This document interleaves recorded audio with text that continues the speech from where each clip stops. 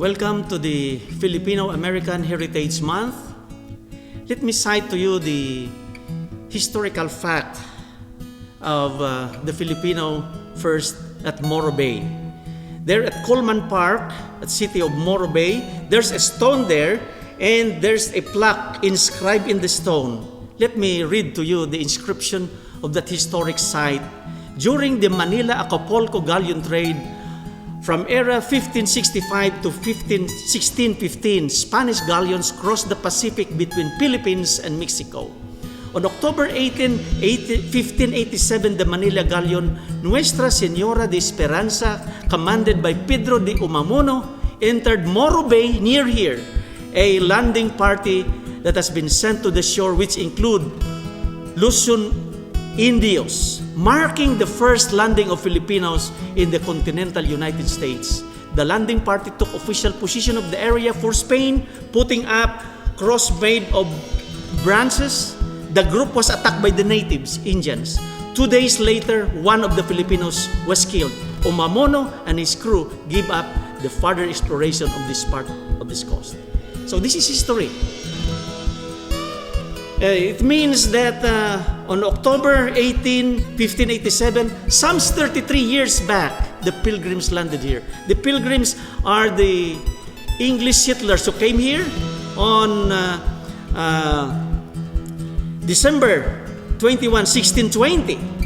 So if you deduct 1587 to 1620, you get 33 years. Then the United States was founded July 4, 1776. So before there was a nation of America, Filipinos has been here. So that's why on October 2009, the Senate of the 111th Congress passed a resolution recognizing Filipino American History Month. The following month, November of 2009, Congress passed the resolution officially recognizing October as the Filipino American History Month. This is what we glimpse from the history. So, happy celebration for the Filipino American Heritage Month.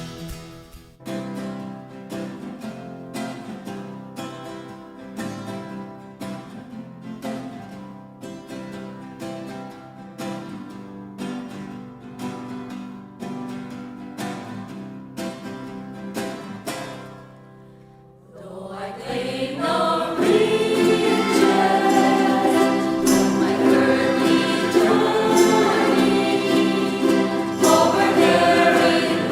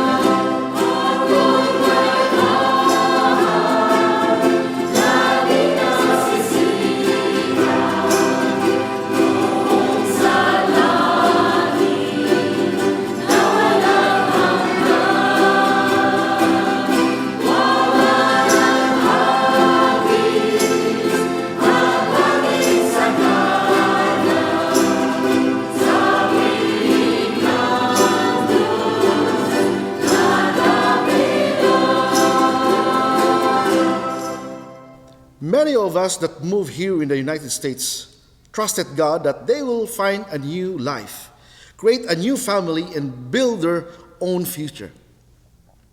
Not most of us experience the happiness and the joy of family. Not most of us experience the love and care of the government. None of us has attained their goals in lives when they came over to the United States. Many had lost their family. Many experienced broken family, lost their jobs, and even death. Ephesians 2:9, verse 19 says that we are no longer strangers and foreigners in this land. God has given us the chance of a happy life. God has given us a chance to enjoy the life. But life on this world, life on this earth is keep on changing. I think that's the constant thing in this world nowadays, is change. God has given us an identity. Well, to make a simple story of us as a Filipino, in our culture, we have our own identity. In the Philippines, we have different cultures, more than 300 cultures that we have. And those cultures, although they have differences in it, we share a common interest. We are Filipinos. And as a Filipinos, we always share the goodness of a family gathering, the goodness of a family life.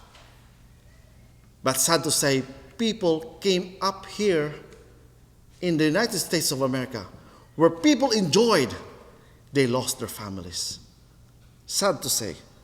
They lost their identity as a Filipino. They lost their interest as a Filipino.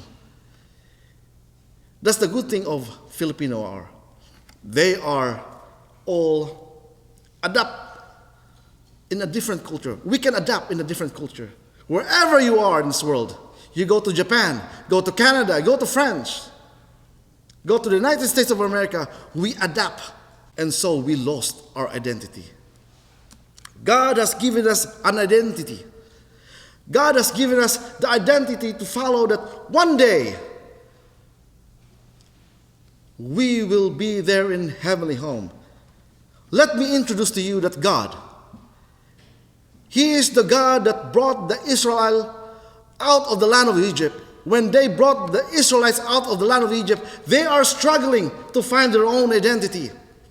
They lost their identity along the way. For 40 years in the wilderness, they lost their identity. But God was with them. They walked with them. God was walking with them hand in hand, day and night, just for them to identify themselves that they are with God. We are with God right now. We struggle here in the United States. We struggle, and yet we enjoy the gift of happiness, the gift of God, the gift of religious freedom. And that is why we are gathering here in this place to worship God. And He has given us the identity. And we are no longer strangers, no longer foreigners in this land, because we have that identity. And God has given us this gift. And let me introduce to you who is that God. He is the God of Abraham, Isaac, and Jacob. He is the God of David. He is the God that you worship. He is my God. He is Jesus. And I want you to claim His promise. His name is Jesus. He always there for you. He walks with you. Claim Him, because He is giving you the chance to live a life, a bountiful, blessed life, not just here on earth, but a promise there in that heavenly home. God bless you. Majestic Heavenly Father, we are so thankful for your goodness, that your people here are gathered together solidly with mixtures of different nationalities, giving honor to your holy name. We thank you for that palatable message that we have heard just a while ago, And we are thankful, O Lord, that you have blessed each one of us here, especially this White Memorial Medical Center. This hospital would be declared as the #1 hospital, not only in America, but throughout the whole world. Not only in terms of medical care, but also in terms of spiritual care. We pray, O Lord, for the empowerment of the Holy Spirit be upon this hospital, especially upon the chaplain's office. Thank you, Lord, for blessing all of the manpower, all of the hospital staff in this hospital. We also thankful, O Lord, for the continuous movement of the Holy Spirit in our midst, that we're going to exit from this area blessed, empowered, excited about the second coming of the Lord Jesus Christ. We pray in the name of the Savior, whose name is the Alpha, the Omega, the beginning and the ending, which is and which was and which is to come, the Almighty. Amen.